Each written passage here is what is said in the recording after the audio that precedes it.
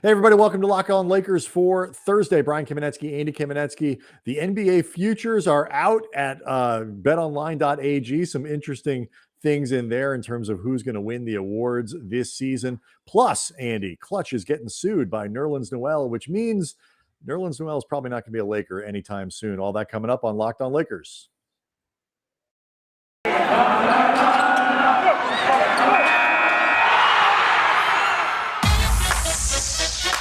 You are Locked On Lakers,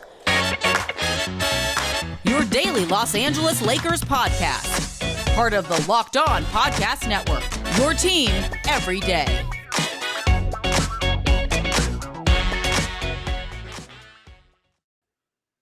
Also news where Jared Dudley is going to end up. We talked about it last week. Unlikely to rejoin the Lakers as a player, and he's heading off to Dallas, Andy, as a member of the coaching staff. Says something about where the Lakers are going with the roster. We'll do that before the end of the show. But the numbers are out. The Lakers and Nets are expected to win the title. They are the early favorites. No real surprise there. 52.5 is where betonline.ag set the over-under for Lakers wins. I think probably to the average fan that sounds low. I'm not totally sure it is, though. Yeah, I mean, I was thinking about it. Like, if you look at it compared against other championship Laker teams, it is actually a very low win total. Like just going through 2010, they won 57, 2009, they won 65, 2003, 50, but then 58 they won 58 in 2002, 56 in 01, and then 67 in 2000, the first of the three-peat titles. So excellent. Yeah, I mean, so like in that sense, it does feel low for a team that would go on to win a championship. The flip side being the Lakers would be heavy on new faces and heavy on very particular new faces that even if you believe in their upside could take some time to put together. And you're also taking into account their collective age, the mileage, what the Lakers have been through the last couple of years, the idea that seeding doesn't necessarily mean anything to them. So it means they have less of a motivation to chase wins just for the sake of doing it. So I can see where fans might say that feels low for a team that is very close to being a favorite to win it all. But when you really peel back the layers of the onion, it makes a lot of sense. The more interesting stuff, I think, comes with the individual player futures bets. Starting with MVP, who is most likely to win? It starts with Luka. Luka is at plus 450, the odds-on favorite. That to me is totally reasonable because I think the story, the expectation of monster numbers, and the idea that Dallas could be both pretty good and is one of the teams in the Western Conference that seems likely, if things work out, to be a little bit better than people expect. That is a great formula for a guy to go win MVP. KD is fourth at plus 800. Embiid is fifth at 850. LeBron and Dame Lillard are both tied next at plus 1200. The numbers are not what's important here. I think that LeBron is like sixth on this list. Sounds about right. I think there's hashtag washed king, baby. This is just another thing on the hashtag washed king I'm list. actually surprised I haven't seen any kind of Instagram. He's probably still preoccupied with his 2K rating, but at some point he's going to see that somebody thinks that other people are going to win the MVP before him. Oh, yeah. This is all going on LeBron's list. I will say this. If you think LeBron is going to stay healthy this year, if you are confident with this, I would lay that money on LeBron in right now. A heartbeat, because think about where he was last year, what he's motivated to do this year, and who is going to get the credit if the Lakers hit the ground running. We talked about it. Was it for Friday's show, the schedule? Like, they've got a good opening schedule, pretty favorable schedule overall. If the Lakers hit the ground running and LeBron is healthy and playing like he did last year, a 37-year-old dude winning the MVP, all that, like, that is a phenomenal story. He's going to rocket up this thing. Oh, absolutely. I mean, and because that narrative that there are only so many more chances for LeBron to win another MVP, that 4 that he's had over the course of his career is not enough, and you need to do this right now. If it was prevalent last year, it's going to be prevalent this coming season, and it will be absolute crack, heroin, every single drug you can possibly name for the people that do the voting on this. And you brought up something I think is really important, Brian. These narratives get established extremely early, and then it is basically up to the player to F it up. So if LeBron has that type of start, the Lakers have that type of start early, assuming things stay steady, and again, you believe in LeBron's ability to stay on the court, put that money on LeBron now. That's a really good bet, good LeBron payout. is a great bet there at plus 1,200. All right. I noticed something about this list, and I'm curious if you saw the same thing as it pertains to the Lakers. Yes, I did see it. I know where you're going with it, and I saw it. Okay. What? Russell Westbrook being given slightly higher odds for MVP than Anthony Davis. Plus, I thought that was fascinating. Versus plus 28. That is really interesting when you consider that any skepticism surrounding the Lakers, I understand that people wonder if Anthony Davis can stay on the court. I recognize that people wonder about his wiring, that he's alpha male enough, blah, blah, blah, blah, blah. Somebody has to give him the ball more often than he's going to be able to control that himself. Doesn't change the fact that the number one reason for skepticism with the Lakers is Russell Westbrook doesn't fit with the team. I know he's a former MVP, but still, that is really interesting. If the Lakers go out and they win, because look, it's going to be hard for the Lakers to win stuff. And we'll get to Frank Vogel here. We'll get to I think the only award that they have a really good chance of winning here is related to MVP, and even then, it's going to be tough because there are 3 stars, because they're expected to win the West, and so you don't get a big bonus out of doing that if you are the Lakers. Best player on the best team. Okay, you got 3 of you understand what I'm getting at here. Westbrook is, in terms, again, story, like it really, to me, it indicates how much people think about story with this, because Westbrook, if the Lakers play well, win 63 games and all that kind of stuff, could be putting up, big numbers, and it could be, wow, look at what Russ is doing.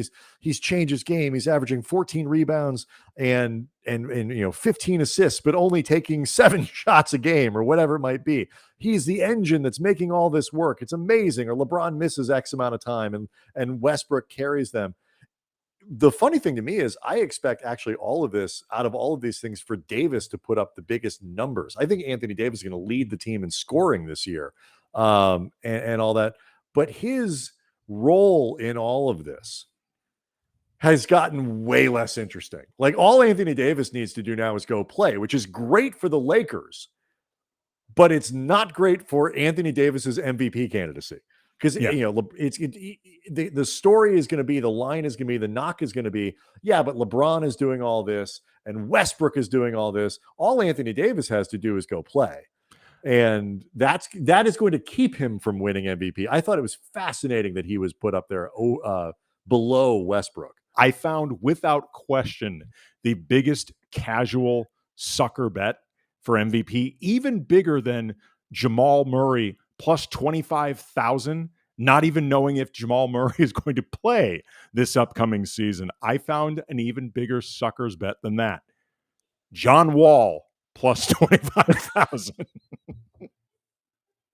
I feel bad for what's happened with John Wall in his career with all the injuries. That sucks. He was a really dynamic, fun player to watch. That being said, FOH, man, John Wall wouldn't put money on John Wall to win MVP. No. That is literally terrible impossible. Bet. That is impossible. A terrible bet. He's going to be possibly on the worst team in the NBA. Oh God, that's a terrible. I mean, that is purely just attracting the casuals from like 2014. I haven't checked in on the NBA. Who's good these days? John Wall. Here's $100 on John Wall. That's my guy. I remember when he did the Dougie. What's he been up to?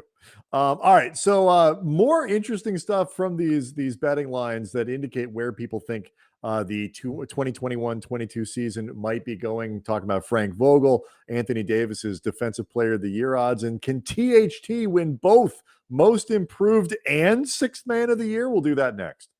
Locked On Lakers brought to you by Sweat Block. There are a few things in life that are just not fun to talk about. One of them is excessive sweating. Like when you are sweating through your shirts, your entire wardrobe for no reason at all. It's embarrassing. I don't want to have to worry about that. That's why I use Sweat Block antiperspirant wipes. Sweat Block is stronger, more effective than most clinical antiperspirants. You simply apply it at night before you go to bed. Then the next morning you wake up, you wash, you filthy pig. Then you go about your day without worrying about sweat. Use it once or twice a week. Stay dry the entire time, guaranteed, or your money back. This stuff is awesome. You will have no more pit stains. You will not have to pick out your wardrobe based on what will hide the sweat better. You can actually break out some white clothes, some, light red, whatever stuff that basically is not navy or black. And I will put it to you this way. If you know of another sweat solution that is doctor created, doctor recommended, featured on Rachel Ray's show, and tested by firefighters, I'm listening. But until then, check out Sweatblock. Get it today for 20% off at sweatblock.com with the promo code Locked On or at Amazon CVS. So I have made the point, Andy, that I think Frank Vogel has a lot of obstacles in front of him in terms of winning Coach of the Year. It is difficult to do that when LeBron is on your team. Just the perception is LeBron is the coach. LeBron is too good, and now you also have Anthony Davis, so it's like there's too much going for the Lakers right now for him to win. That said, he's at plus 1,400. He's behind Steve Kerr, Steve Nash, Billy Donovan, and then Eric Spoelstra, and then he's tied with Monty Williams at fifth, and both of them at plus 1,400. We can talk about maybe some of the names that are in front of him.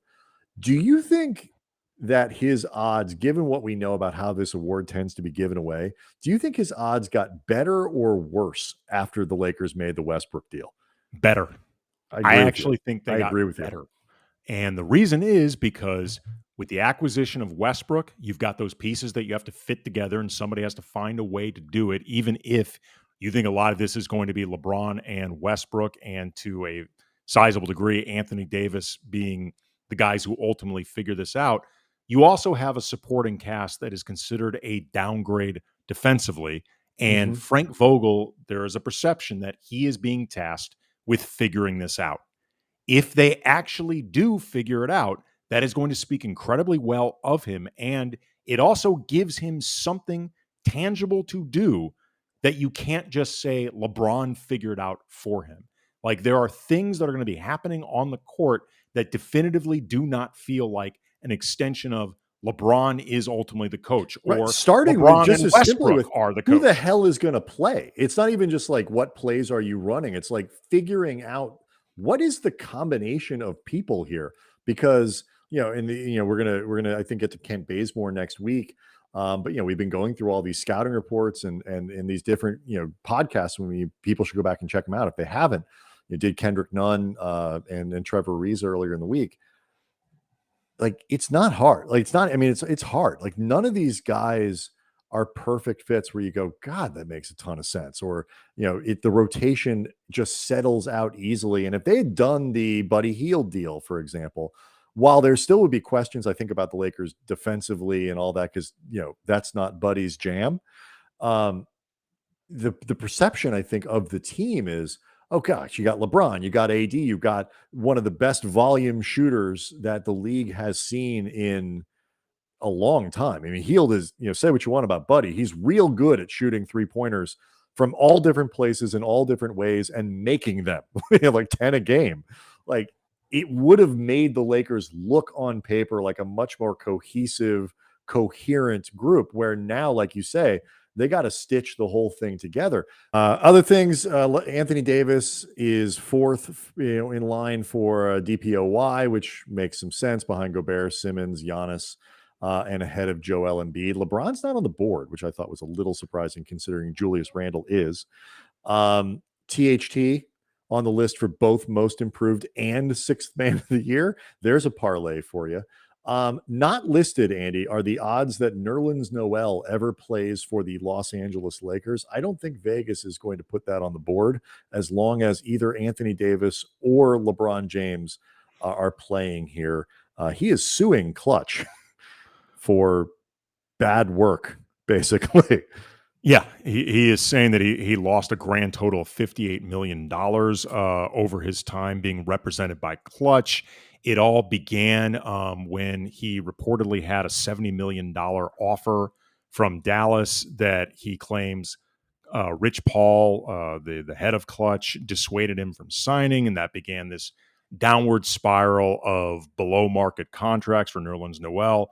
Also, different contracts that he was being told by Klutch or by Rich Paul that he would have in front of him that never materialized. He stayed with them longer than he felt comfortable with because he kept getting persuaded by different people within the organization.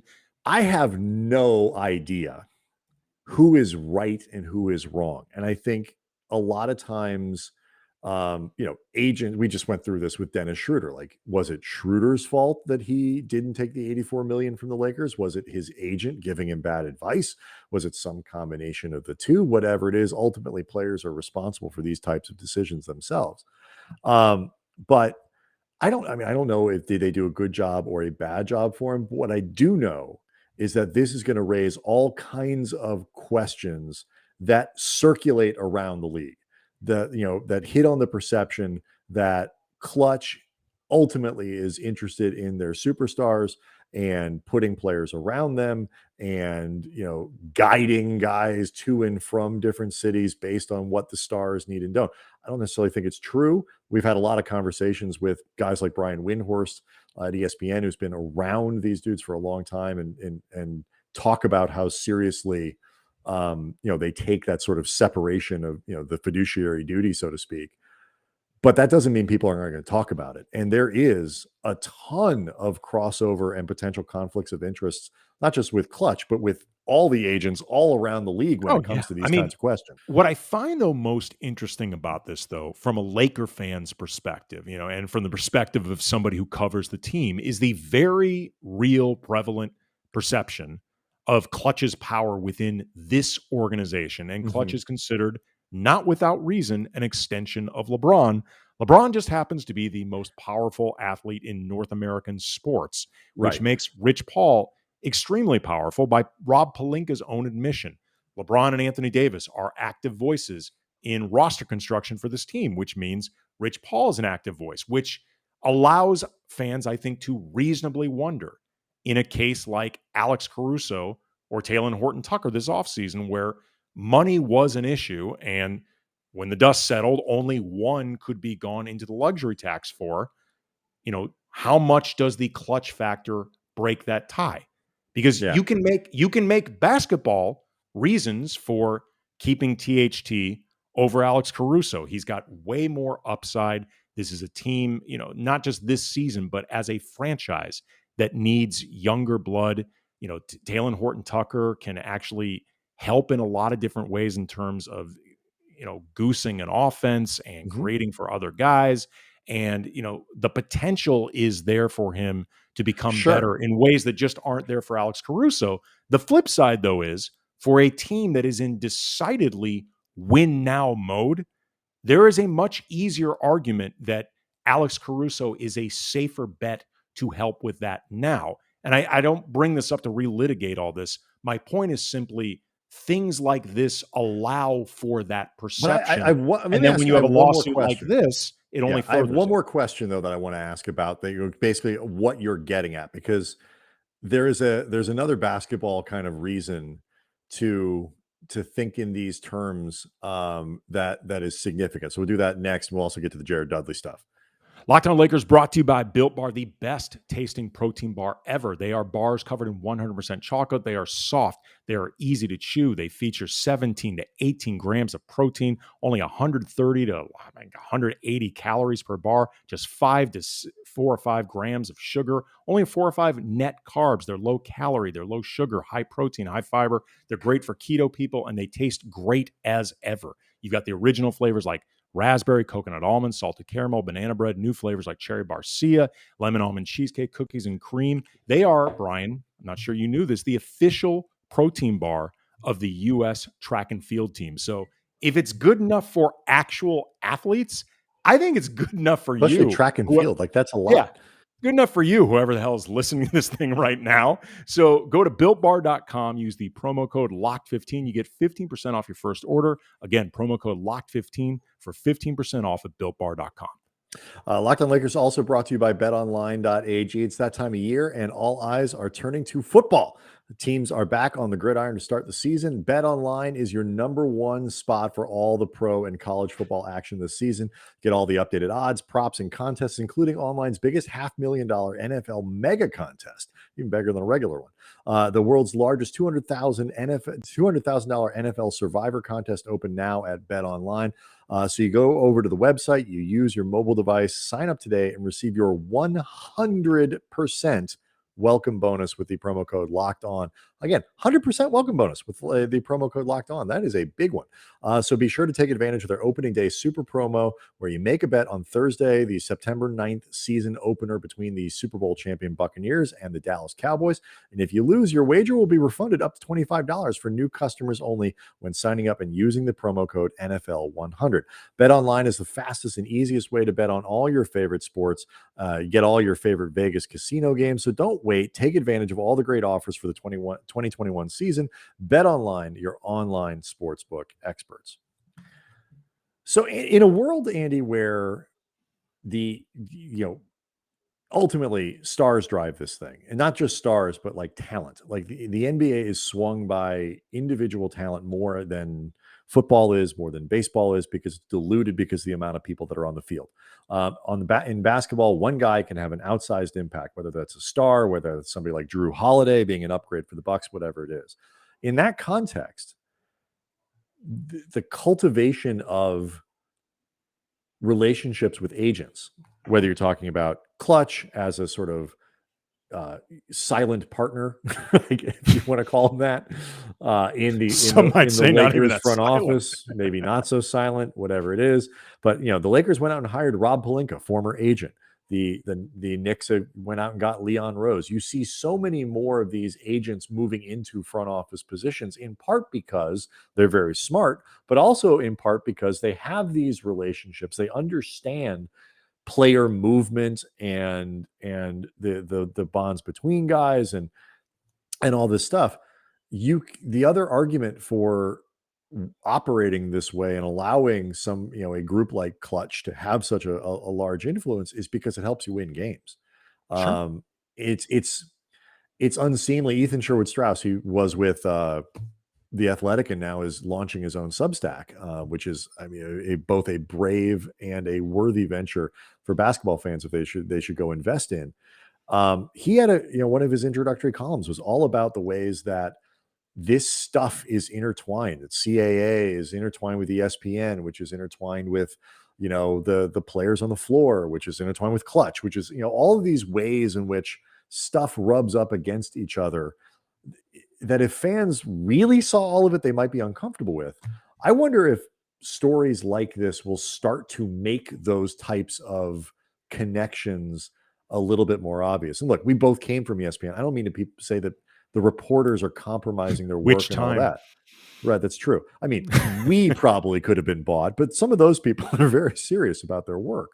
But I think as more journalists get independent, as more of these types of suits maybe become more common or whatever it might be, stories become more common, fans, I think, are going to be seeing certain things about how the sausage gets made that they may not like. Yeah, it reminds me a little bit of, remember the 2011 lockout? The thing that I've commented about this many times since is that fans, if nothing else came from that lockout, it was that fans understood the CBA way better than they ever did before, because it was being talked about so much. Like, before that, that was something I know that when you and I used to talk about in podcasts or on Twitter or whatever, you could feel people's eyes glazing over even through social. But this was something that became really, really interesting to them. ultimately, this is what matters. The stuff I was talking about before, Brian, with like the idea of Klutch's, I don't even think perceived power, their actual power within the organization, and the Very way that they, influential. Sure. the way that they can be, have that type of influence and juice over decisions. It really only matters if they're not good at it.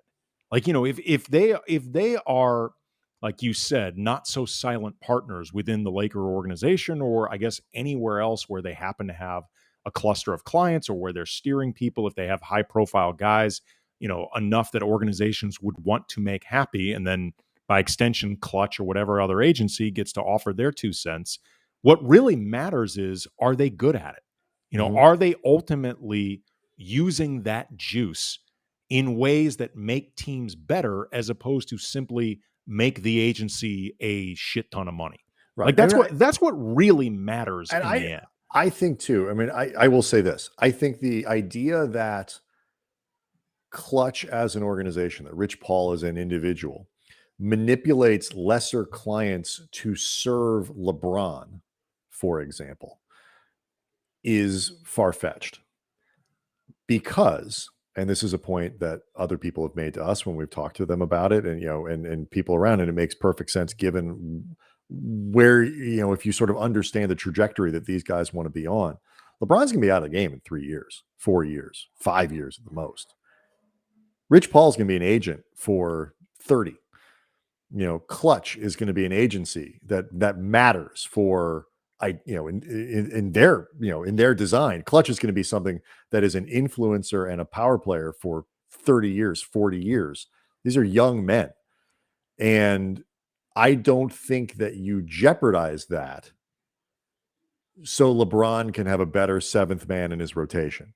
There are 1,000 different ways to get LeBron the team that he needs, that can be accomplished both by satisfying your own clients but the perception, particularly in the NBA, where people love conspiracy theories, is going to be hard to shake. And I think it'll be a conversation, especially if sort of there's some good, like, juicy, salacious sort of details that come out as this news process unfolds. So, well, it's also going to be really interesting. The more details you learn, whether they're actual, whether stuff that's getting leaked, and you start seeing, what's against the wall and actually whether sticking. It's what's petty versus what's actually illegal, right. Versus what's, in Nerlens Noel's mind, Well, I was going to say, like, in terms of, say, I think it was $70 million from Dallas, that contract that Nerlens Noel ultimately turned down. And since then, I think that was sort of the spark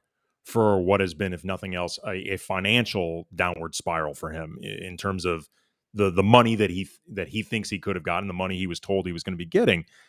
There is a reasonable chance that this was screwed up by Rich Paul giving Nerlens Noel bad advice. Mm-hmm. There is also a reasonable chance that Nerlens Noel could have been stubbornly ignoring Rich Paul saying, sign the damn thing. Or there could be, like, Rich Paul could have been a really shitty agent to Nerlens Noel. That doesn't mean he's a bad agent to other people. And we can wrap here, but like, the assumptions on I'll wrap here, but like the assumptions that people will make. This is a great example of many things can be true at one time. Great agent for Nerlens, bad agent for Nerlens Noel, great agent for, player X, Y, and Z. Bad agent initially for Kentavious Caldwell-Pope, maybe, but makes up for it with some better stuff as it goes along. I mean, there's all kinds of ways that this could go, and a lot of things are going to be potentially true at one time. Yeah, I mean, the third option I was going to give, is that there's a chance this thing was somewhere in the middle, where Rich Paul was saying, could I get you more? I think so. I can't promise I can get you more, but I think that I can. And ultimately, Nerlens Noel weighed that decision, okay, I trust you. And that trust ended up, going bad. And, this began the souring of that relationship. And, it colors the way that he sees everything that happened after that. And again, the option that you threw out there, that he just did not do a good job with Nerlens Noel, his client. All of these things can be extremely complicated. It can become very easy to start connecting dots in ways that may have some validity to it, may be a little bit too simple. Like, for example, I know Nerlens Noel cited Norris Cole and Shabazz Muhammad as, players that Rich Paul and Klutch did not do a particularly good job for. And like, no offense, but like, I don't know how great an agent. Shabazz Muhammad was the biggest problem with Shabazz Right. Muhammad. Like, I mean, Norris Cole was like a anywhere from a 7th to 10th guy in the NBA. And it's like, whether Rich Paul could have done better for those guys, and maybe he could have. I mean, maybe he ultimately could have. There is a pretty definitive ceiling, though, I think, to how much better of an agent you can be to Norris Cole. And like, we've been represented by large agencies before. There is a pecking order here. Remember Jerry Maguire? Like, you've got him working with Cush, and then he eventually gets down to Rod Tidwell. That's exactly the point I'm making. So I'm really interested to see where this goes, though. Very, very interested. Like I said, the one place I know it is not going is Nerlens Noel traded to the Lakers. That's not going to happen. All right. Well. So we didn't get to Dudley. We'll get to that tomorrow, I suppose. Talk about Jared Dudley headed to Dallas, what that means for the Lakers and the coaching staff. And keep an eye on what else the Lakers are doing in free agency. Some good stuff we're trying to set up for next week as well. And we'll see everybody next time.